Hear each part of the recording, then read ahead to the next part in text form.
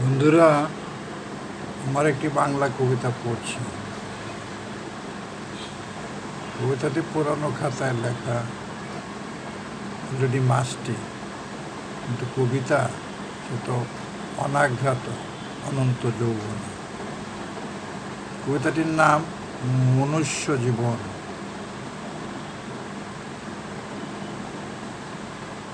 আমি দালির ঘড়ির মতো গলে যাচ্ছি, নাক মুখ ফল আর সব টুকটাপ ঝরে যাচ্ছে। জলের মাঝে ভেসে ভেসে যাচ্ছি, আমি কি ছিন্ন মূল এক জলপদ্ম। অনাঘাত ফুলের রেণু ঝরে গিয়ে ফুলের মাঝে জলের কিনারে সৃষ্টির কল্লোলে। দেখি স্বপ্ন ঘুমের মাঝে ডালির মুষ্টাচের মতো বাঁকানো শিং গজিয়েছে আমার মাথায়। পেছনে ছুটছে হিংস্র হায়নার দল, বাঁচতে আমি শিং উচিত তাদের ভয় দেখাই। আমি ডালির ঘড়ির মতো গলে যাচ্ছি।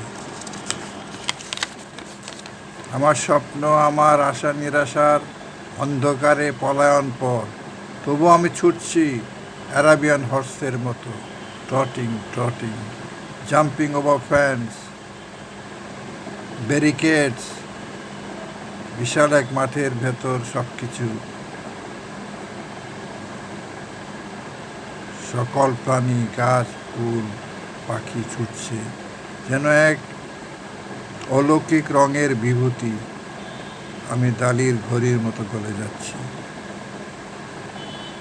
আমার একজোড়া হাত আঙুল ক্রমান্বয়ে হয়ে যাচ্ছে অসার, অনুভূতিহীন, যেন এক বেবুন বনের ধারে পড়ে আছে। পিঁপড়েরা এগিয়ে আসছে খেয়ে নেবে বলে। চোখ, হৃদয়, ফুসফুস, ছিঁড়ে যাওয়া কনিষ্ঠ আঙুল। আমি ডালির ঘড়ির মতো গলে যাচ্ছি।